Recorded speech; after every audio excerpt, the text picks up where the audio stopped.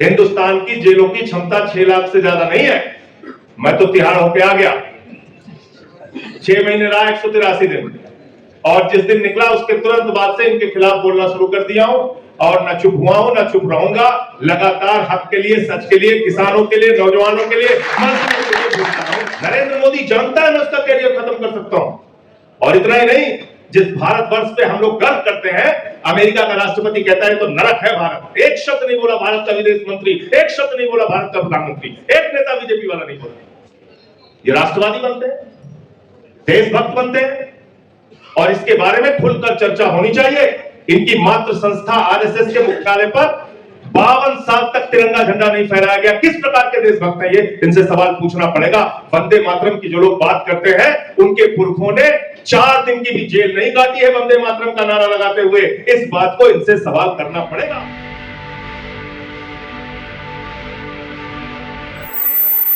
मंच पे आसीन आदरणीय राकेश टिकैत जी, डिप्टी सीएम जम्मू कश्मीर, संधू साहब, युवा सांसद भाई दीपेंद्र हुड्डा जी, माननीय सांसद हरेंद्र मलिक जी, राजकुमार भाटी साहब जो प्रवक्ता है समाजवादी पार्टी के, सुधाकर सिंह जी एक किसान नेता भी हैं और एक सांसद के तौर पे अपनी बात को सदन में उठाते रहते हैं।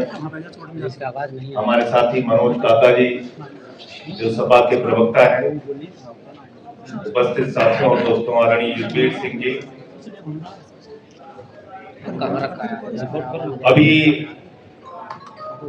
महेंद्र सिंह टिकैत जी के आंदोलनों का जिक्र यहाँ पर हो रहा था। हम लोग जब राजनीति में आए तो मैं रेडी वालों के लिए काम करता था। जो रेडी पे दुकान लगाने वाले लोग होते थे, रेडी पे पटरी पे गुमटी लगाने वाले, ठेला लगाने वाले दुकानदार होते थे, उनकी लड़ाई करता और उनको पुलिस वाले रोज डंडे मार के हटाते थे, पैसे लेते थे। तो हमने कहा इनकी लड़ाई में तो कठिनाई आ रही है, कैसे किया जाए? तो कम्युनिस्ट पार्टी का जो मजदूर संगठन था, किसान यूनियन का जो संगठन था, उन लोगों के साथ एक मोर्चा हमने लोकल लेवल पे बनाया। और आपके उस समय अध्यक्ष हुआ करते थे हृदय राम वर्मा जी, उन्होंने अब अलग किसान यूनियन बना लिया अपना, लेकिन तब वो जिला अध्यक्ष थे भारतीय किसान यूनियन टिकैत गुट के। मेरी पहली गिरफ्तारी हुई, वहां पे एक नौजवान ने उसका लोन पूरा नहीं कर पा रहा था, डीएम को उसने लिख के दिया कि अगर मेरा लोन माफ नहीं किया गया तो मैं इस तारीख को आत्मदाह कर लूंगा, और उसने आत्मदाह कर लिया, उसकी जान चली। मैंने उसके विरोध में उनका पुतला फूंका, मेरी गिरफ्तारी हो गई। ये मेरे ख्याल से 97-98 की बात होगी। और तब उस वक्त एक बड़ा आंदोलन हुआ सुल्तानपुर जिले में, हमारे छोटे से शहर में, जिसमें आदरणीय रघु ठाकुर जी भी आए थे। और हृदय राम वर्मा ने वहां मंच से कहा था, अगर संजय सिंह को 24 घंटे में रिहा नहीं किया गया तो कलेक्ट्रेट को ट्रैक्टर से खुदवा दो। और दूसरे दिन शाम को डीएम ने मुझे रिहा करके बाहर कर दिया। ये उस समय किसान यूनियन की बात। कभी चीजों को भूलना नहीं चाहिए। बिल्कुल आपने ठीक कहा, जेल जाने से अब हम लोग डरने लगे हैं, लेकिन जब मैं जेल गया इस सरकार के जुल्म और अत्याचार को सहते हुए, मुझे पकड़ के जेल में डाला गया, तो दूसरे दिन सबसे पहले पहुंचने वालों में राकेश सिंह टिकैत जी थे। और इसलिए इस परिवार का एहसान है व्यक्तिगत तौर पे, वो मैं भूल नहीं सकता। मैं जेल से रिहा होकर आया तो सबसे पहले गांव गया मिलने के लिए। उस परंपरा को, उस आंदोलन को, किसानों की आवाज को आज भी कोई अगर जीवित रखे हुए है तो राकेश सिंह टिकैत जी, आदरणीय इनके सारे परिवार के लोग आज भी वहां पर स्वर्गीय महात्मा टिकैत के नाम का चिराग जलाते हैं, वहां जाके सब नतमस्तक होते हैं और ये आंदोलन को आज भी जीवित रखे हुए हैं। मैं यह बात इसलिए कह रहा हूं कि 2 दिन, 4 दिन, 10 दिन आंदोलन चलाना बहुत आसान काम होता है, लेकिन जिस तरह से 1 साल तक हिंदुस्तान की सड़कों पे आंदोलन चला, मुझे याद है, दीपेंद्र सिंह हुड्डा जी को भी याद होगा, हम दोनों लोग सांसद थे राज्यसभा में। जब एक काला कानून आया तो मैंने टेबल पे चढ़ के और माइक जो था उसको तीन का तीनों माइक जो हमारे डिप्टी स्पीकर साहब के सामने था उसको पकड़ के ऐसे हाथ मारा, टूट गया तीनों स्पीकर उनका। 7 सांसद सस्पेंड हुए थे उसमें, राजीव सातव, हम, डेरेक ओब्रायन, 7 सांसद सस्पेंड हुए थे। फिर आपका आंदोलन पूरे देश में जब चला, एक दिन मुझे याद है हम दोनों लोग बैठे हुए थे, नरेंद्र सिंह तोमर जी कृषि मंत्री थे, उनका आज सरकार अपना पक्ष रखेगी, ये 3 कानून क्यों इस देश के लिए जरूरी है। लंच का टाइम था, ये शायद भूल गए और इसलिए मैं कह रहा था कि अभी मैं याद दिलाऊंगा। तो हमसे कहने लगे संजय भाई आज कुछ होना चाहिए। हमने कहा बिल्कुल होना चाहिए। क्या होना चाहिए? कहने लगे वो जब अभी नरेंद्र सिंह तोमर अपनी बात रखेंगे तो उनको बोलने नहीं देना है। हमने कहा पक्का नहीं बोलने दूंगा, क्योंकि किसान आंदोलन कर रहा है, पहले उसके आंदोलन को समाप्त कराओ, 3 काला कानून वापस लो, तब फिर इसका बखान उखान करने की जरूरत नहीं, तब हमसे बात करना। ये तीनों काला कानून वापस होना चाहिए। कहने लगे पक्की बात? हमने कहा पक्की बात। तो कहीं बोलने नहीं दोगे? हमने कहा बिल्कुल नहीं बोलने दूंगा। तो चलते समय मैंने इनसे कहा कि जाटो वाली बात कर रहे हैं ना? बोले हाँ जाटो वाली बात कर रहा हूं। तो मैं गया मैं उसके सामने नारे लगाने लगा, कृषि मंत्री के सामने। नहीं सुने, मैं टेबल पे चढ़ गया, तब तक ये देखे आए, हम दोनों लोग टेबल पे चढ़ गए। फिर उसके बाद तो जो सदन के अंदर हुआ वो एक इतिहास है, आज भी दर्ज है और उनका भाषण नहीं होता, सदन स्थगित हुआ।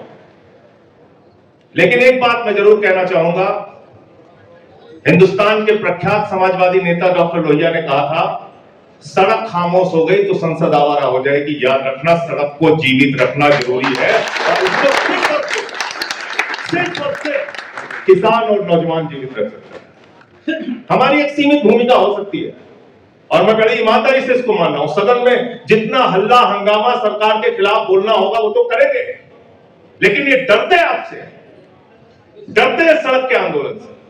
जब आपने 1 साल तक तय किया कि हम घर नहीं जाएंगे, यही खाना पकाएंगे, यही रात में सोएंगे, यही आंदोलन करेंगे, यही पे नारे लगाएंगे, 750 किसानों ने अपनी शहादत दी, सड़कों पे कील गाड़ी गई, आपके साथ ऐसा व्यवहार किया गया, आप चीन के दुश्मन हो, पाकिस्तान के दुश्मन हो, आपको खालिस्तानी कहा गया, आपको पाकिस्तानी कहा गया, आपको इस तरीके से आपके साथ सरकार ने व्यवहार किया, आप झुके नहीं। तो 1 साल के बाद नरेंद्र मोदी को मजबूर होकर वो कानून वापस लेना पड़ा। इसमें सबसे बड़ी भूमिका किसानों की है।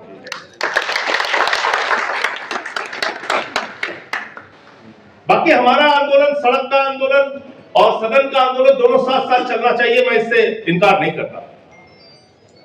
अभी और भी चुनौतियां आने वाली हैं जिसका जिक्र सुधाकर सिंह जी ने किया, भारत और अमेरिका की ट्रेड डील का। और आप भी जानते हैं अच्छी तरीके से, ये किसी नरेंद्र मोदी जी की कृपा से नहीं रुका हुआ है, ये अमेरिका के सुप्रीम कोर्ट की वजह से रुका हुआ है। जिस दिन वहां का सुप्रीम कोर्ट ढीला पड़ जाएगा, एक डांट में साइन करने चले जाएंगे मोदी जी, एक डांट में जाएंगे।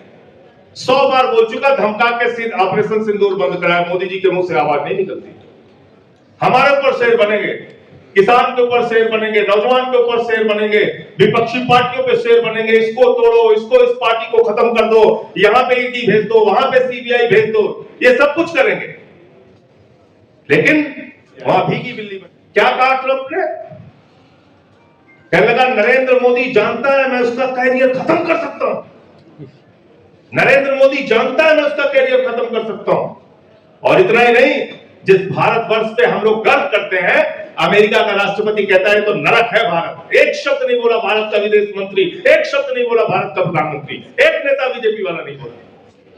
ये राष्ट्रवादी बनते हैं, देशभक्त बनते हैं और इसके बारे में खुलकर चर्चा होनी चाहिए।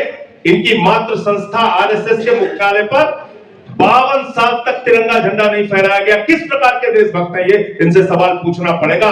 वंदे मातरम की जो लोग बात करते हैं, उनके पुरखों ने 4 दिन की भी जेल नहीं काटी है वंदे मातरम का नारा लगाते हुए। इस बात को इनसे सवाल करना पड़ेगा। कोई देशभक्ति और कोई राष्ट्रभक्ति इनमें नहीं है। इन्होंने भारत के स्वाभिमान को आज गिरवी रख दिया है अमेरिका के आगे। मुझे शर्म आती है कि आपका गैस रूस देने के लिए तैयार है, लेकिन आप कहते हो हम खरीदेंगे नहीं। उपदेश दे रहे हो उनको, लेकिन हम कच्चा तेल रूस से नहीं खरीद सकते, हम गैस रूस से नहीं खरीद सकते, क्योंकि अमेरिका हमें डांटता है। अमेरिका कहता है हम निगरानी रखेंगे, हमारा गृह मंत्री निगरानी रखेगा तुम्हारे ऊपर, हमारा विदेश मंत्री निगरानी रखेगा तुम्हारे ऊपर, हमारा वित्त मंत्री निगरानी रखेगा तुम्हारे ऊपर, और अगर रूस से सामान खरीदते हुए पकड़े गए तो फिर हम ये टैरिफ बढ़ा के 500% कर देंगे, 50% कर देंगे। ये भारत की छवि होगी, ये भारत की छवि बना लिया। और इतना पाखंडी और ढोंगी आदमी तो हिंदुस्तान की राजनीति में शायद ही कभी पैदा हुआ होगा। क्या कह रहे हैं? कह रहे हैं साहब डीजल का कम इस्तेमाल करो, पेट्रोल का कम इस्तेमाल करो, गैस का कम इस्तेमाल करो, खाद का कम इस्तेमाल करो, खाने वाले तेल का कम इस्तेमाल करो, सोना ना खरीदो और विदेश की यात्राएं ना करो, वर्क फ्रॉम होम करो। और भाषण देके नीचे उतरा बहादुर, तौल से बैठा, रोड शो में निकल गया, रोड शो, और वहां पे एयर शो देख रहा है ऐसे कर। बताइए आप, एयर शो देख रहे हैं आप। फिर आपने इतना भव्य आयोजन रखा आसाम के मुख्यमंत्री के शपथ ग्रहण का, क्यों नहीं राज्यपाल के कमरे में आपने शपथ ग्रहण कराई? होती है राज्यपाल के कमरे में मंत्रियों की और मुख्यमंत्री की शपथ। तो ये हो रहा है, जो कहना है उसके विपरीत काम करना है। चुनाव के पहले बोले अरे विपक्ष वालों से सावधान रहना, ये तुम्हारे मंगलसूत्र छीन लेंगे, और अब काम हो गया, कह रहे हैं हम तुम्हारा मंगलसूत्र छीनेंगे, सोना मत खरीदना।